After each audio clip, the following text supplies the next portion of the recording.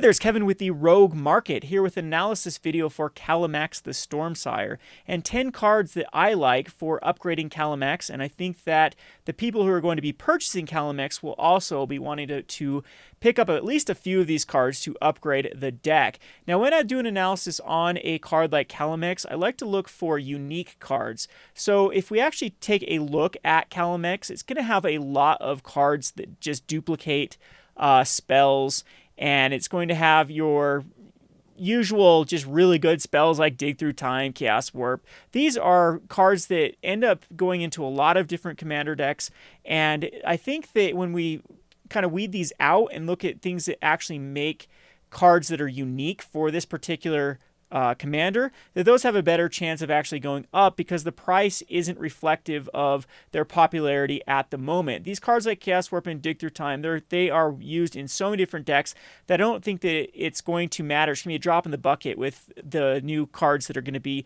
added to the Kalamax. Whereas if you can get in on a card that uniquely works with Kalamax the Stormsire, then it has a better chance of going up. Think of when Feather came out, or what's the one from Amonkhet that was with the -1/-1 counters, and it was the first real commander that utilized certain cards. That's when we see the best jumps in cards. So for this video, we're going to pick 10 cards that are really unique to what Kalamax wants to do, and I'm going to look at cards that tap Kalamax and get some sort of value out of tapping Kalamax. Now, we will look at other commanders in the near future. I actually do like Commander for possible specs comparatively to Modern or Legacy or Standard, because I think that where Commander has the advantage in this pandemic is Commander is more of a kitchen table format that people are going to continue to play in build decks and goldfish decks and play with their close friends and families. It works more like board games as how Commander works, whereas things like Legacy, Standard, Modern is more of the tournament environment, and that is really suffering because the lack of organized play. So no GPs. Usually it's GPs that end up spiking the cards, the FNMs, things like that, all feed into those particular formats going up. So Commander will be your safe bet going forward. Like I said, I'm not going to be focusing on a lot of the duck cards that are going to be included in the upgrade to this deck, or just the usual suspects, the ones that just go in any sort of commander that deals with spells. There have been a lot of these printed in the past, and I think that people already have copies of these from other decks, and it's less likely, in my opinion, to have a double up or a triple up, or even increasing due to this particular commander. All right, so let's get going on the first card. The first card that I don't necessarily know if it's going to go up because it's just from 4th edition as, I believe, a common or an uncommon, and this is Energy Tap. Now, Energy Tap has not been showing up in lists for Kalamax, but I actually think that this is a very good card for the deck. So it says tap a creature you control and add amount of colorless mana equal to that creature's casting cost to your mana pool. So you will be adding 4 mana to the mana pool for basically it ends up being 3 mana, but it does tap the Kalamax. And I think that that is going to be a very sought after ability because this doesn't have any sort of evasion. So if you want to tap it, you have to use other ways like crewing that we'll get to, or attacking. Whereas something like Energy Tap actually does tap and get some sort of advantage. You still are ramping up 3 mana, and that 3 mana can be used towards casting those big. I think we're going to use these type of decks are going to find things like Nexus of Fate and take all the turns at that point. And that way, I mean, that's the best thing to copy is take extra turns. You take 2 extra turns, and therefore you just go infinite with the turn takings. And something that actually that works with tapping the creature as well as mana wrapping, I think is eventually going to be adopted. So this is why this one's number 10. It's really scraping the barrel at this point. And it is, what I like about this is only from Legends and 4th edition. So it does have the opportunity of going up. It's a very unique card for what it actually does. If there is another higher converted mana cost creature in the deck, it can actually ramp pretty good with the Energy Tap. But that's why I've got this at number 10. So on to number 9, which is showing up in many of the deck lists, is dual casting. Now, I think dual casting works as a double dipper for this particular deck, as it's also copying another instant or sorcery spell. So you are going to be tapping. I think it looks like a kind of a non-bow though. So no, because it will copy the spell when it's on the stack. Yeah, I'll have to read this and see if it actually is a Nombo. Someone weigh in on the comment section, because whenever you cast your first instant or sorcery spell each turn, if Kalamax the Stormshark is tapped, then you copy it. So is it still? It goes on the stack, and then I believe it will check then, so it should work. Some in the comment section definitely let me know if this actually does work. If then you do tap dual casting to copy the spell that's on the stack, and then the spell will resolve and read the tapped Kalamax and therefore will copy. I don't know. Someone do it. But anyway, this is a card that will allow you to tap the Kalamax, and it will also allow you to copy instant or sorcery spells. So it is having that double dipping towards what this deck wants to be doing by copying the big take extra turns next to fate type cards. On to the next one, which is Crypt with Right. Now, this one's a little bit awkward because you can't get advantage out of Kalamax the turn you drop it down unless you have some sort of haste ability. So Crypt with Right says creature control have tap, add 1 mana to your mana pool. So this is just strictly worse than another card we're going to be talking about. But what I do like about Crypt with Right is the price point is pretty good for this card. It goes in a number of different commander decks, and it also does see some play in Pioneer from time to time.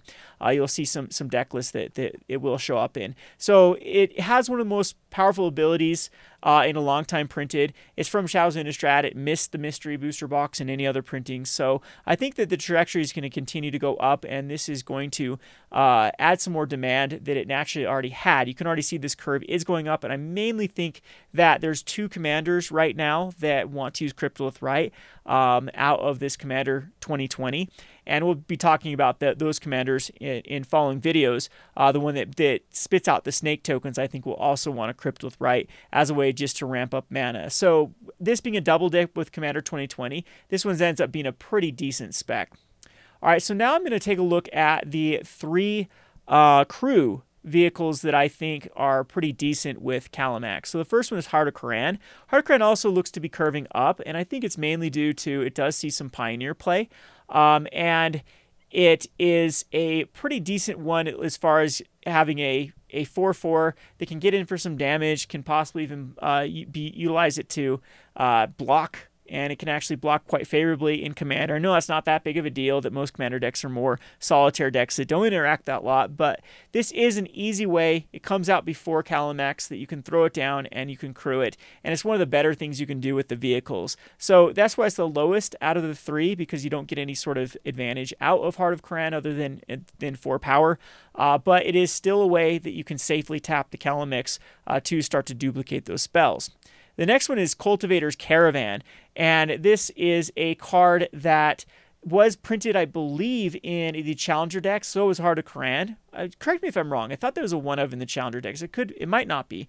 But this is also a card that I think does have the opportunity finally to start going up above the bulk rare price. You can still get in at Card Kingdom for 25 cents. What makes this a little more lucrative is those foils at $1.17. And this one has been showing up in most lists for Kalamax. It was above 30% of decks were running it, because it allows you to add 1 mana to your mana pool and immediately get value out of the Kalamax duplicating a spell. So this one I think definitely will be put in the majority of the decks as a way to safely tap it down. And then we have Smugglers Chopper. Smugglers Chopper actually is going in about 40% of the decks, so even higher than the Cultivators Caravan. And this is because it just smooths out a lot of draws, so it's a great way to tap down your commander and then attack in and actually draw and discard a card and hopefully give you something that you can utilize and ditch something that's a duplicate like a land at that point. And I think that'll be very important for the Kalamax deck, is to have a lot of ways to get rid of excess lands at that point if you want to keep your chain going. So I think this one will be a good addition. Smugglers Chopper was banned in Pioneer, so you can still get copies for pretty cheap. I tried to target these extremely low, like 75 cents or below, and eventually I think there will be enough commanders that will start to stretch the Smugglers Chopper. I mean, it was before Pioneer came out. No, it looks like the trajectory was still going down, but it was still about where it is now. Kaladesh was open like crazy. Again, if you can get on the foils for pretty low, if you can find people unloading these, I think it's a pretty decent spec for a double up. Buy list price probably should reflect people actually putting these into commander decks when the dust settles. All right, now we get on to the good stuff. The first one is Springleaf Drum. This is a card that does see play in Pauper. It's missed the most recent reprints, and I think it's about time. We've seen this trajectory that's just been going down, down, down. But Born of the Gods and Lorwyn are definitely old enough. This still does see play every now and again in like Modern, with. There have been some combo decks that do run Springleaf Drum as well. It's only a matter of time before there will be a Pioneer deck that actually adopts this. But so for that reason, I like Springleaf Drum. It was an uncommon in a common in Lorwyn and then an uncommon, but that's not unheard of either of these rarities going up to $2-3. Again, the foil might be the best way to look at this with Born of God foils if you can get it on low price of this. But this is something I definitely check your bulk bins and start setting these aside, whereas the buy list can go up to 50 cents a dollar. And if you get in these for 5-10 cents, those are a pretty good payday if you can get in on a bunch of them. I've done this many times throughout my history with flipping cards, of finding these sort of things in just uncommon lots and buying collections and separating these and waiting for that right time when a new commander or something that utilizes this comes out, and then flipping them for way more than I paid for each copy. And it's not that time consuming to do these sorts of endeavors. Next one is the Honor-Worn Shaku, another uncommon out of Champions of Kamigawa. The foil is already up to $7.50, and I think it's just a matter of time where this particular commander is going to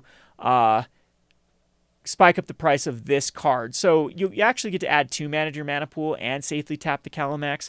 I think that's just a duff for the deck. I think that people are going to slot this in as a mana ramp type card and a way to safely tap and generate additional. So it's almost like a Soul Ring at that point. I mean, of course, costing 3 instead of 1, but with being able to tap it for 1 and then tap an untap legendary, so you untap it and then tap it again. And then who knows, there might be a few other cards in the deck that will allow you to actually add even more mana to your mana pool if they're legendary permanents.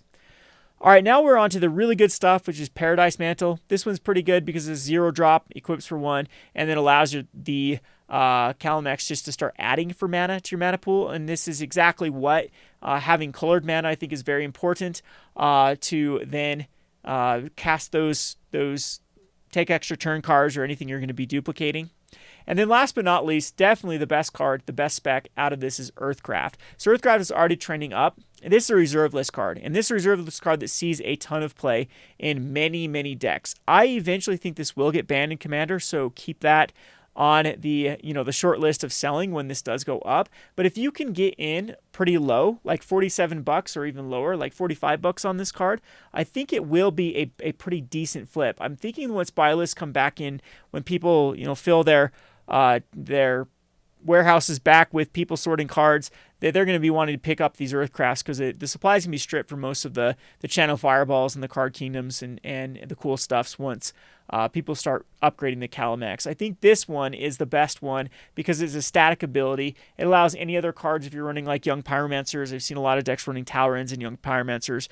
So those are also going to generate a lot of mana for creating those tokens every time you cast a spell and allow that chain of taking extra turns to keep up. So I'm thinking when the dust settles, this one is my call for the commander that ends up seeing the most play. Currently, I think it's 4th out of the C20s, but it seems to be the most powerful one. I actually haven't been too impressed with Commander 2020. It looks like one of those box sets where you pick it up, open it up for the free spells that allow you to cast them if you control your commander, and then the rest of them seem very uninteresting. I mean, maybe that's just how distant I've become with Commander, that I don't realize what's popular and what's not popular and whatnot. But regardless, I think this one's the most powerful one, and people will start to when they see it in action, they're going to start to mimic it and want to pick it up and build with it.